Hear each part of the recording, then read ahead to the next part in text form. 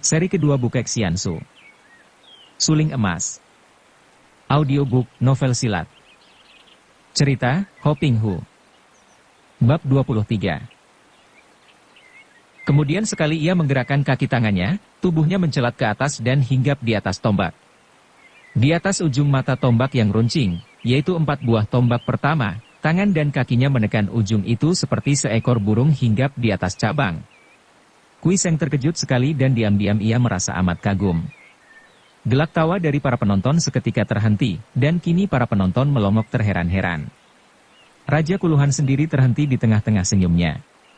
Putri Tayami bangkit berdiri, dan para panglima, termasuk Kalisani dan Baisan berubah air mukanya. Ini bukan pelawak-pelawak gila lagi, melainkan pertunjukan yang hebat. Baisan segera lari ke arah barisan panah dan memberi perintah dengan suara perlahan, kemudian kembali lagi di tempat semula sambil memandang penuh perhatian. Tanpa mempedulikan keadaan sekelilingnya, kakek yang menjadi kuda itu melangkahkan 4 kakinya, setapak demi setapak melalui ujung mata tombak yang berjajar-jajar itu, sedangkan Kui Seng enak-enak duduk di atas punggungnya. Karena Kui Seng juga merasa panas perutnya melihat kakek ini seakan-akan memamerkan kepandaiannya, maka diam-diam Kui Seng tidak menggunakan lagi ginkangnya, membiarkan tubuhnya memberat dan menindih kakek itu. Akan tetapi, kakek itu cerdik juga karena sekarang ia cepat melompat-lompat di atas mata tombak, tidak menekankan tangan kaki lagi seperti tadi melainkan memegang dengan tangan lalu melompat sehingga akhirnya ia sampai di baris terakhir lalu melompat ke bawah. Para penonton sudah sadar kembali dari kaget dan heran, maka kini suara sorak-sorai mengalahkan yang tadi karena sorakan itu diseling tawa terbahak saking kagum dan lucu. Akan tetapi, suara ketawa mereka itu hanya sebentar karena orang gila, bersama kudanya, yang aneh sekali itu telah mendekati barisan anak panah. Apakah mereka benar-benar hendak memasuki barisan itu? Mencari mampus? Ketegangan memuncak karena Kui Seng yang masih enak-enak, nongkrong, di punggung kakek itu seakan-akan tidak melihat bahaya, membiarkan dirinya dibawa ke dalam barisan anak panah, di mana ahli-ahli panah telah siap melepaskan anak panah. Busur telah mereka tarik sepenuhnya. Bahkan di panggung kehormatan, tidak ada suara berkelisik semua mata memandang penuh ketegangan, agaknya napasnya pun ditahan menanti detik-detik yang akan datang itu. Dari mulut Raja Kuluhan terdengar suara. Ah, sayang kalau sampai mereka tewas, akan tetapi suara ini hanya seperti bisik-bisik saja. Pula pada saat seperti itu, siapa orangnya tidak ingin menyaksikan bagaimana kelanjutan peristiwa aneh itu? Raja sendiri biarpun mulut berkata demikian, hatinya amat ingin menyaksikan dan tentu akan melarang kalau ada yang hendak menghalangi orang gila itu memasuki barisan anak panah. Para ahli panah yang telah menerima bisikan dari Baisan, menanti sampai orang gila itu tiba di tengah-tengah lapangan, dan tepat pula seperti yang diperintahkan Baisan, mereka memanah untuk membunuh, maka begitu terdengar suara tali busur menjepret disusul berdesirnya anak panah yang puluhan batang banyaknya, semua anak panah itu selain menuju ke arah bagian-bagian berbahaya dari tubuh Kui Seng, juga ada yang mengaung lewat di pinggir dan aras kepalanya untuk mencegah orang gila itu mengelak. Aduh celaka! Ah! Mati dia. Bahkan Raja Kuluhan sendiri mengeluarkan seruan kecewa, demikian pula Putri Tayami dan yang lain-lain ketika melihat betapa anak-anak panah yang banyak sekali mengenai tubuh orang gila, itu sehingga tubuhnya seperti penuh anak panah, di kanan kiri dada, bahkan ada yang menancap di mukanya. Akan tetapi anehnya, kuda kecil itu masih merayap terus dan orang gila itu masih enak-enak duduk mengantuk, seakan-akan anak-anak panah yang menancap pada dada dan mukanya itu tidak dirasainya sama sekali. Kembali anak panah yang banyak sekali menyambar, kini menuju kepada kuda. Berbeda dengan peraturan yang berlaku dalam ujian ketangkasan itu, kini karena telah diberi komando Baisan yang tahu bahwa 2 orang itu adalah orang-orang pandai yang agaknya memancing keributan, mereka lalu menghujani kuda itu dengan anak panah pula. Anak kecil itu pun mati, teriak orang-orang yang menonton yang tentu saja sudah dapat menduga bahwa kuda itu adalah kuda palsu, bukan kuda melainkan seorang manusia. Tentu seorang anak-anak karena kaki tangannya begitu kecil dan pendek. Aneh pula, seperti halnya penunggangnya, kuda palsu itu pun sama sekali tidak mengelak dan tubuhnya pun penuh dengan anak panah. Akan tetapi, lebih aneh lagi, dia masih saja merangkak-rangkak. Bahkan kini menuju ke lapangan di mana tersedia sasaran boneka besar untuk menguji kepandaian memanah. Barulah kini orang-orang melihat bahwa anak-anak panah yang disangka menancap di dada orang gila itu sama sekali bukan menancap, melainkan dikempit di antara kedua kelek, ketiak, dan di antara jari-jari tangan, malah yang tadinya disangka menancap di muka ternyata adalah anak-anak panah yang kena gigit oleh orang gila itu.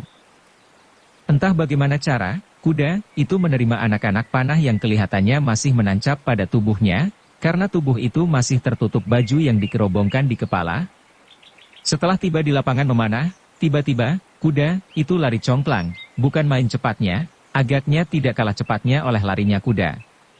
Tentu saja kenyataan itu membuat para penonton menjadi kaget, kagum, heran, dan gembira sehingga meledaklah sorak-sorai mereka, melebihi yang sudah-sudah, Raja Kuluhan sampai bangkit dari kursinya, Putri Mahkota Tayami bertukar pandang dengan Salinga, para panglima berbisik-bisik. Yang lucu adalah Kalisani. Panglima tua ini meloncat-loncat seperti anak kecil kegirangan dan mulutnya tiada hentinya berteriak. Hebat! Mereka orang-orang sakti. Ah, mana bisa kepandaian kita dibandingkan dengan mereka? Hanya Baisan yang mukanya menjadi pucat dan matanya menyinarkan kemarahan. Pada saat itu ia mendekati seorang pangeran yang juga merupakan putra Raja Kuluhan dari Selir, tapi lebih tua daripada Baisan yang bernama Pangeran Kubakan. Pangeran ini pucat mukanya, lalu berbisik-bisik dengan Baisan. Siapakah mereka? Tanya Kubakan. Aku tidak tahu, jawab Baisan bingung. Jangan-jangan, Kubakan menoleh ke arah ayahnya yang berdiri dan memandang kagum ke arah lapangan, malah kini kedua tangan raja itu ikut pula bertepuk tangan memuji bersama semua penonton. Ah, agaknya Sri Baginda pun tidak mengenalnya. Akan tetapi siapa tahu? Malam ini kita harus turun tangan. Kembali Kubakan menoleh ke arah ayahnya, lalu mengangguk-angguk. Sekali lagi dua orang pangeran ini bertukar pandang, kemudian mereka berpisah. Baisan lari ke arah lapangan untuk menyaksikan dua orang aneh itu dari dekat. Setelah lari cepat seputaran dengan cara berloncatan seperti kuda, kakek yang menggendong Kuiseng itu tiba di depan sasaran, jaraknya sama dengan jarak para peserta tadi. Tiba-tiba Kuiseng mengeluarkan seruan bentakan yang nyaring sekali sehingga beberapa orang penonton yang jaraknya terlalu dekat roboh terguling. Berbaring dengan seruan ini tubuhnya meloncat turun dari punggung kuda, dan sekali tubuhnya itu terbang cepat ke arah sasaran. Cap cap cap cap. Cepat sekali anak-anak panah itu terbang susul-menyusul menancap pada sasaran, tak sebatang pun luput. Akan tetapi para penonton memandang bingung karena tidak tampak bekasnya. Setelah mata yang memandang tidak begitu kabur lagi oleh berkelebatnya anak-anak panah itu, tampaklah oleh mereka betapa semua anak panah yang dilepaskan oleh Kuiseng itu telah menancap di atas gagang 13 buah pisau terbang panglima muda. Gegera semua penonton saking kagum dan herannya, akan tetapi diam-diam Baisan menjadi pucat mukanya. Terang bahwa orang gila itu memusuhinya, buktinya anak-anak panah itu menancap di gagang Huitu yang tadi ia lepaskan. Tiba-tiba terdengar suara berkakakan dan kuda itu meloncat berdiri di atas dua kaki belakangnya dan tampaklah seorang kakek cebol yang wajahnya seperti wajah patung dewa di kelenteng, kedua tangannya sudah menggenggam banyak sekali anak panah sambil masih tertawa-tawa bergelak, kedua tangannya bergerak ke depan dan meluncurlah anak-anak panah itu berterbangan ke arah sasaran. Anehnya, anak-anak panah itu terbangnya masih berkelompok dan setelah dekat dengan boneka lalu terpisah menjadi 5 rombongan yang menyambar ke leher. Kedua pundak dan kedua pangkal lengannya, dan kedua kakinya telah patah. Tanpa mempedulikan keributan semua orang di situ, Kuiseng kini berdiri dengan kakek aneh. Kakek itu tertawa bergelak-gelak, Kuiseng peringas-peringis menyeringai aneh, keduanya orang-orang aneh atau mungkin juga keduanya sudah miring otaknya. Hahaha, jembel muda bau busuk, kau lumayan juga. Aku harus mencobamu. Kakek cebol menjemukan. Siapa gentar menghadapi kesombonganmu? Kuiseng menjawab, karena betapapun juga, ia mendongkol melihat kakek ini amat jumawa, tekebur. Biarpun Kuiseng berdiri acuh tak acuh, sama sekali tidak memasang kuda-kuda seperti ahli silat, seperti juga kakek itu yang berdiri dengan kaki dibengkokkan lucu, namun diam-diam Kuiseng siap dan waspada karena maklum bahwa seorang sakti seperti kakek ini, sekali menyerang tentulah amat hebat sekali. Akan tetapi pada saat itu, Baisan sudah mengerahkan pasukannya, siap mengurung dan menyerang dua orang ini yang dianggapnya mengacau dan hendak membikin rusuh. Melihat ini, kakek cebol tertawa bergelak. Ahaha. Sudah cukup main-main hari ini, Jembel muda bau, kakekmu tidak ada waktu lagi, sudah lapar dan mengantuk. Biarlah lain hari aku akan mencarimu dan tak mau sudah sebelum kau terkencing-kencing oleh pukulanku. Setelah berkata demikian, kakek itu melompat-lompat, makin lama makin tinggi lompatannya yang modelnya seperti katak melompat. Akhirnya ia melompat demikian tingginya sampai melewati kepala orang-orang banyak. Celaka bagi mereka yang terinjak kepala atau pundaknya oleh kaki itu, karena ia lalu dipergunakan seperti batu loncatan oleh si kakek aneh sehingga kepala dan pundak mereka menjadi kotor oleh debu dan lumpur. Malah hebat dan lucunya, sambil menjejak kepala dan pundak orang, kadang-kadang si kakek melepas kentut yang nyaring sekali sambil tertawa terbahak-bahak. Kuiseng juga segera melompat, melampaui kepala banyak orang, kemudian mempercepat larinya menjauhkan diri dari tempat itu dan lenyap di antara pohon-pohon yang lebat tumbuh di lembah sungai Huangho. Gegerlah keadaan di situ dan Baisan cepat mengatur pasukannya untuk melakukan penjagaan keras pada hari itu dan seterusnya. Kalisani mendekatinya dan berkata, "Baisan, mengapa kau ribut-ribut sendiri? Jelas bahwa dua orang sakti itu adalah petualang-petualang yang tidak mempunyai niat buruk terhadap kita, bahkan agaknya mereka berdua itu pun tidak saling mengenal. Menghadapi orang-orang seperti itu, lebih baik kita menyambut mereka sebagai tamu agung untuk dijadikan sahabat. Mengapa kita harus menjaga dan mengejar-ngejar mereka seperti maling?" Dengan wajah berkerut, Baisan menjawab, "Paman Kalisani, pandangan kita dalam hal ini berbeda. Betapapun juga, aku tidak bisa mengabaikan kewajibanku menjaga keamanan Sri Baginda. Malam ini harus aku sendiri yang melakukan perondaan di dalam istana. Siapa tahu, mereka itu akan datang dengan niat busuk, dan mereka amatlah lihai." Setelah berkata demikian, Baisan meninggalkan Kalisani yang masih terpengaruh oleh kepandaian dua orang itu dan kadang-kadang tertawa sendiri mengingat akan kelucuan sepak terjang mereka. Juga diam-diam ia ingin sekali bertemu dan berkenalan dengan mereka. Kalisani biarpun seorang tokoh hitan, namun pengalamannya sudah luas sekali.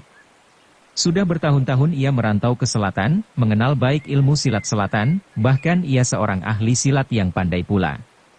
Namun belum pernah ia mendengar tentang seorang pemuda gila dan kakek cebol yang begitu aneh. Malam itu indah sekali. Tiada angin mengusik daun. Alam tenang tentram pada malam hari itu setelah siangnya tadi terdengar sorak-sorai menggetarkan air sungai. Bulan purnama memenuhi permukaan bumi dengan sinarnya yang tenang redup, membuat air sungai Huangho berkilauan seperti kaca. Agaknya sudah terlalu letih semua penduduk Paoto setelah sehari penuh tadi berpesta dan menonton keramaian, sehingga malam ini mereka tidak mempunyai nafsu lagi untuk menikmati keindahan sinar bulan. Kecuali, tentu saja anak-anak dan orang-orang muda yang masih selalu haus akan kesenangan. Di tepi sungai sebelah barat kota yang sunyi, terdapat dua orang menunggang kuda perlahan-lahan, menyusuri tepi pantai sungai yang amat lebar itu. Mereka itu sepasang orang muda, yang perempuan cantik jelita dengan rambut disanggul ke atas, kudanya berwarna kuning, yang pria tampan gagah, memakai topi terhias bulu, kudanya berbulu seputih salju. Mereka ini adalah Salinga dan Tayami. Betapa bahagianya hatiku, hanya bulan yang mengetahuinya, Dinda Tayami. Terdengar pemuda itu berkata, suaranya seperti orang bersyair. "Lihat bulan selalu tersenyum-senyum kepadaku. Sudah semestinya kita berbahagia, Kanda Salinga, setelah tadi kita merasa gelisah dan bimbang. Oh, kau tidak tahu betapa tadi aku menggigil ketika kau mengajukan permintaanmu kepada ayah. Aku tahu bahwa yang akan kau minta tentulah diriku namun aku amat khawatir kalau ayah merubah pendiriannya selama ini. Setelah ayah mengabulkan permintaanmu, barulah hatiku lega sekali." Mereka menghentikan kuda di bawah pohon di tepi sungai, saling pandang penuh mesra. "Sesungguhnya lah Adinda, aku pun tadi merasa betapa jantungku berdebar, serasa hendak pecah menanti keputusan Sri Baginda. Memang kesempatan yang amat bagus. Aku diterima menjadi calon panglima, kemudian disuruh memilih pahala. Di depan semua panglima dan punggawa, tentu saja aku segera memilih tanganmu sehingga persetujuan Sri Baginda merupakan keputusan sang ayah, banyak saksinya. Alangkah bahagia hatiku." Akan tetapi wajah Tayami membayangkan kekhawatiran. "Betapapun juga Kanda Salinga, kita harus waspada terhadap Kanda Panglima Baisan. Kau lihat tadi sinar matanya ketika mendengar keputusan ayah menerima kau sebagai calon mantunya? Aku masih merasa ngeri kalau mengingat sinar matanya, seolah-olah memancarkan cahaya berapi. Ah, dia kan masih kakak tirimu sendiri. Cinta kasihnya terhadapmu tentu lebih condong kepada cinta kasih seorang kakak terhadap adiknya. Kau tidak tahu, Kanda Salinga. Sudahlah, aku teringat akan dua orang aneh tadi. Apakah maksud mereka datang mengacaukan perlombaan bangsa kita? Si pengemis muda itu terang seorang Han dari selatan, entah kalau si kakek cebol. Betapapun juga, mereka berdua memiliki ilmu kepandaian yang luar biasa. Siapa gerangan mereka? Memang aneh-aneh watak orang sakti di dunia ini. Sudah banyak aku mendengar akan hal itu. Tak perlu khawatir, mereka itu kurasa bukanlah orang-orang jahat. Dinda Tayami, lihat, betapa indahnya air sungai, betapa tenang dan bening seperti kaca. Mari kita berperahu. Di sana ada perahu kecil. Tanpa menjawab Tayami menuruti permintaan kekasihnya. Mereka berdua meloncat turun dari kuda, menambatkan kendali kuda pada batang pohon, kemudian kembali bergandengan tangan dan berbisik-bisik mesra keduanya berjalan menuju ke pinggir sungai, memasuki perahu kecil, melepaskan ikatan perahu dan tak lama kemudian perahu itu meluncurlah ke tengah. Salinga mendayung perahu, Tayami duduk bersandar kepadanya, merebahkan kepala pada dadanya yang bidang. Kuiseng berdiri di belakang pohon, memandang dengan melongo, mata terbelalak lebar dan mulut ternganga. Memang hebat pemandangan itu, muda-mudi berkecimpung dalam madu asmara, di bawah sinar bulan purnama di dalam biduk kecil yang diombang-ambingkan alunan air sungai sehalus kaca, rambut halus Juwita terurai di atas dada, kata-kata bermadu dibisikkan, sayup-sayup sampai mendesir di telinga Kuiseng bagaikan nyanyian sorga loka. Tanpa disadarinya, dua titik air mata menetes turun membasahi pipi Kuiseng. Pikirannya menjadi kabur, ingatannya melayang-layang jauh di masa lampau, membayangkan wajah Liu Luxian, wajah Ang Xiaohua, membuat ia tersenyum-senyum dengan mata berkaca-kaca basah. Kemudian terbayang wajah nenek di neraka bumi dan tiba-tiba Kuiseng mengeluh, memaki diri sendiri dan menampari mukanya sambil tertawa setengah menangis. Gilanya kumat kalau ia teringat kepada nenek itu karena tiap kali teringat akan segala yang ia perbuat dengan nenek itu di dalam neraka bumi, dadanya seperti diaduk-aduk dengan pelbagai macam perasaan. Ada rasa malu, kecewa, menyesal, bercampur dengan rasa girang, rindu muncul silih berganti, maka tidak heran kalau ia menjadi seperti orang gila. Mendadak Kuiseng sadar kembali. Telinganya yang amat tajam menangkap suara-suara yang tidak wajar. Suara orang berbisik-bisik tak jauh dari sini. Cepat ia menyelinap, mendekat. Di bawah bayangan pohon yang amat gelap, ia melihat 3 orang laki-laki, orang-orang hitam yang berpakaian hitam. Ah, mengapa justru kita yang mendapat tugas berat ini? Seorang di antara mereka mengeluh. Mereka tidak pandai berenang. Goblok! Apa kau hendak membantah perintahnya? Justru mereka tidak pandai berenang, maka memudahkan tugas kita. Ingat, kita menggulingkan perahu, lalu menarik perahu agar hanyut sehingga besok orang-orang hanya akan tahu bahwa mereka berdua yang sedang main-main di perahu tertimpa malapetaka, perahu terguling dan mereka mati tenggelam. Ah! Kembali yang seorang mengeluh, yaitu orang yang tubuhnya tinggi kurus, tidak seperti yang 2 orang temannya, yang bertubuh kokoh kekar. Sudahlah, tak usah banyak ribut, mari kita mulai. 3 orang itu lalu turun ke dalam air perlahan-lahan, kemudian mereka menyelam dan berenang dengan cepat. Kuiseng maklum bahwa mereka bertiga adalah ahli-ahli berenang, dan maklum pula bahwa ada komplotan jahat hendak berkhianat dan membunuh kedua orang muda yang asyik di mabok cinta itu. Ia menarik napas berkali-kali kemudian dengan hati mangkel karena perasaannya amat terganggu oleh peristiwa ini, karena suara hatinya tidak membolehkan dia berpeluk tangan saja. Ia lalu menghantam sebatang pohon terdekat dengan tangan dimiringkan. Trak! Batang pohon itu tidak dapat menahan hantaman tangan Kuiseng yang amat ampuh, bagian yang dihantam pecah remuk dan patah, membuat pohon itu tumbang seketika. Apa itu? Terdengar dari jauh suara Salinga ketika mendengar suara keras robohnya batang pohon. Ai, Kanda, celaka! Disusul jeritan Tayami karena pada saat itu, perahu mereka tiba-tiba terguling membalik dan mereka berdua terlempar ke dalam air. Perahu itu meluncur cepat dalam keadaan tertelungkup menuju ke tengah dan diseret arus air menjauhi mereka. 2 orang itu megap-megap, meronta-ronta dengan kaki tangan mereka, akan tetapi karena tidak pandai berenang, banyak sudah air yang memasuki mulut. Tolong! Tayami menjerit akan tetapi suaranya terhenti oleh air yang memasuki hidung dan mulut. Dinda. Kanda Salinga. Oh. Mereka saling menangkap tangan, akan tetapi justru ini membuat gerakan mereka mengurang dan tubuh mereka tenggelam kembali. Cepat-cepat mereka menendang-nendang dengan kaki dan muncul lagi gelagapan. Pada saat itu, entah dari mana datangnya, sebatang pohon meluncur di dekat mereka. "Dinda Tayami, cepat pegang ini!" Salinga berseru girang. Tak lama kemudian mereka sudah berhasil menangkap batang pohon itu. Dengan bantuan Salinga, Tayami sudah duduk di atas batang pohon sambil muntahkan air yang telah banyak diminumnya. Salinga sendiri memeluk batang pohon itu agar jangan bergulingan. Pakaian mereka basah kuyup, rambut mereka terurai, akan tetapi untuk sementara mereka selamat. "Kanda, mengapa perahu kita terguling?"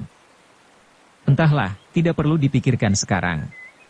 Paling penting kita harus dapat mendayung batang ini ke pinggir." Dengan susah payah Salinga berusaha menggerak-gerakkan batang itu ke pinggir, akan tetapi karena tidak didayung, batang pohon itu bergerak perlahan menurutkan arus sungai. Pada saat itu, terdengar suara, "Hup! Hup!" dan menyambarlah seekor burung yang matanya berkilauan seperti mata kucing. "Ih, burung hantu!" seru Tayami dengan perasaan ngeri. Sudah menjadi kepercayaan di daerah itu bahwa burung hantu ini pembawa berita kematian, maka siapa bertemu dengannya tentu akan kematian seorang keluarga. "Ia membawa bungkusan," seru pula Salinga terheran-heran. Betul saja. Kuku burung itu mencengkram tali di mana tergantung sebuah bungkusan kecil. Anehnya, begitu melihat mereka, burung itu menyambar turun dan sayapnya hampir saja mengenai muka Tayami kalau saja gadis ini tidak cepat-cepat mengelak sambil berseru jijik. Akan tetapi burung itu bukannya menyerang, melainkan melepas tali dan bungkusan itu jatuhlah ke depan Tayami, tepat di atas batang pohon. Ada tulisannya. Tayami berseru heran melihat tulisan huruf-huruf besar dan jelas di atas bungkusan.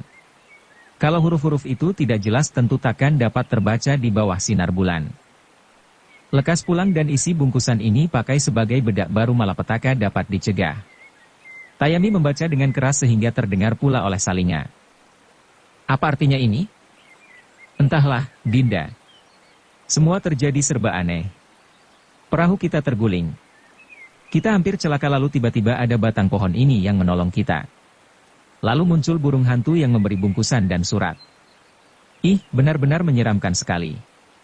Kau simpan bungkusan itu, mari bantu aku mendayung batang pohon itu dengan kaki agar dapat minggir."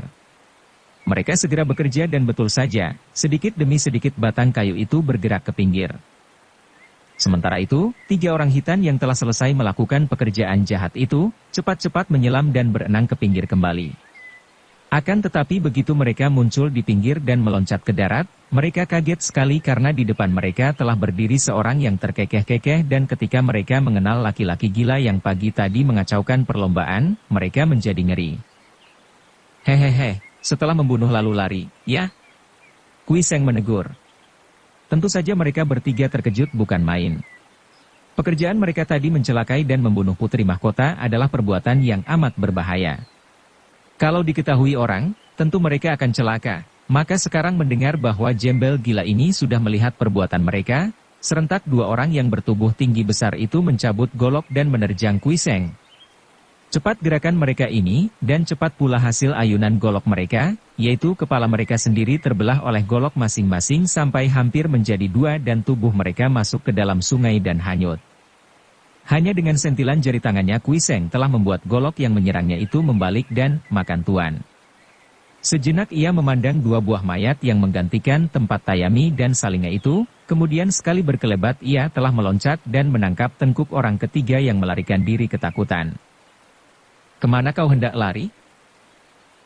Ampun, hamba tahu pekerjaan itu terkutuk, akan tetapi hamba terpaksa, kalau tidak mau melakukan tentu akan dibunuh."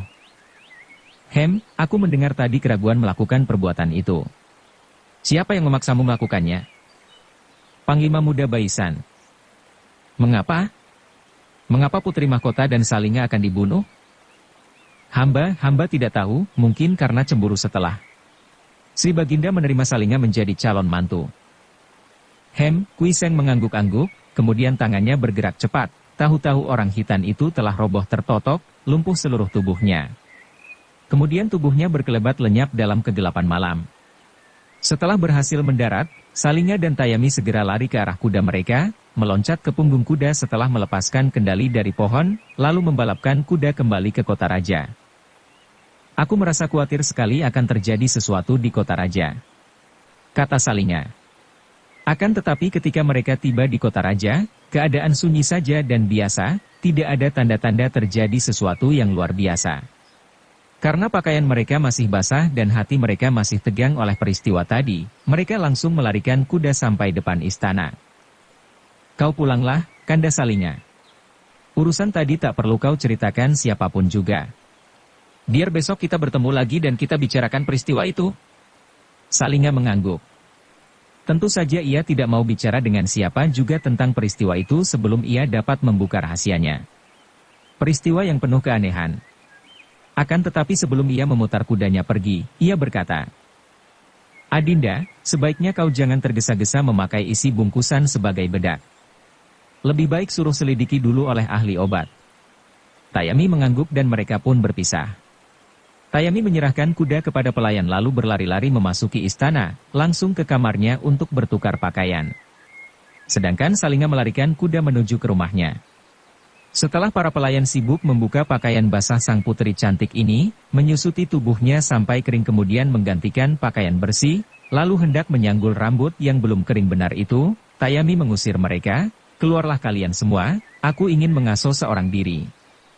Sambil tersenyum-senyum maklum para pelayan itu berlari-lari keluar dan Tayami duduk di atas pembaringan dengan rambut terurai, seluruh tubuh terasa segar karena habis digosoki. Bungkusan yang dijatuhkan burung hantu tadi ia buka perlahan-lahan. Ternyata isinya adalah sejenis obat bubuk yang halus sekali berwarna kuning.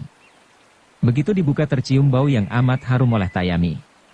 Ganda harum ini dan tulisan yang menganjurkan agar ia memakainya sebagai bedak untuk mencegah malapetaka, membuat tangannya gatal-gatal untuk memakainya.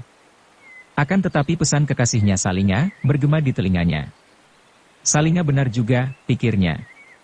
Aku tidak tahu siapa yang memberi bedak ini, dan mencegah malapetaka apakah? Di sini aman saja. Putri Tayami bimbang antara kepercayaannya akan Tahyul dan pesan kekasihnya. Bungkusannya yang sudah terbuka itu ia taruh di atas meja dekat pembaringan. Gadis putri raja ini sama sekali tidak tahu bahwa sejak tadi ada dua pasang mata mengintai, penuh kekaguman. Mana ia bisa tahu kalau dua orang yang mengintainya itu datang seperti setan, tanpa menimbulkan suara sedikit pun ketika kaki mereka menginjak genteng? Dan dua pasang mata itu memandang kagum ke dalam kamar pun tak dapat dipersalahkan.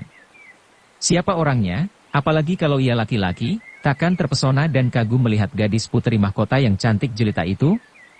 Melihat ditukar pakaiannya oleh para dayang keraton, kemudian kini dengan pakaian tidur yang longgar dan tipis, duduk termenung seorang diri di dalam kamar yang indah. Kuiseng yang datang terlebih dulu karena sejak tadi ia dari jauh mengikuti putri ini, bersembunyi di sudut atas, maka ia pun tahu akan kedatangan sesosok bayangan yang gesit dan ringan sekali, bayangan yang membuka genting dan mengintai ke dalam pula, seperti dia. Berdebar hatinya ketika mengenal orang itu, yang bukan lain adalah Baisan, orang yang dicarinya untuk dibalas kecurangannya beberapa tahun yang lalu. Akan tetapi karena ia pun terpesona oleh keindahan di dalam kamar itu, Kuiseng tidak segera turun tangan, ingin melihat dulu apa yang dikehendaki Baisan. Pula, melihat kecantikan Putri Hitan, teringatlah ia kepada Liu Luxian dan Ang Xiaohua, membuatnya termenung dan penyakitnya hampir kumat. Tayami yang sedang termenung di dalam kamarnya, mengenang peristiwa di sungai tadi. Teringat akan kekasihnya, ia tersenyum. Akan tetapi ketika ia teringat akan peristiwa yang amat berbahaya, ia bergidik, lalu ia memandang bubukan obat. Apakah maksudnya pengirim obat ini? Benarkah burung itu bukan burung biasa? Ataukah disuruh oleh orang sakti? Sungguh harum baunya bedak ini. Dan kalau memang bedak ini dipakai untuk menolak malapetaka, apa salahnya? Tentu pengirimannya berniat baik. Tidak akan ada salahnya kalau aku pakai sedikit untuk coba-coba. Berpikir demikian, jari-jari tangan yang halus runcing itu bergerak mendekati kertas, hendak menjumput bedak. Akan tetapi tiba-tiba gerakannya tertahan karena melihat bayangan berkelebat, api lilin bergoyang-goyang. Bersambung ke bab 24. Dukung kami dengan subscribe, follow, like, komen dan share. Terima kasih.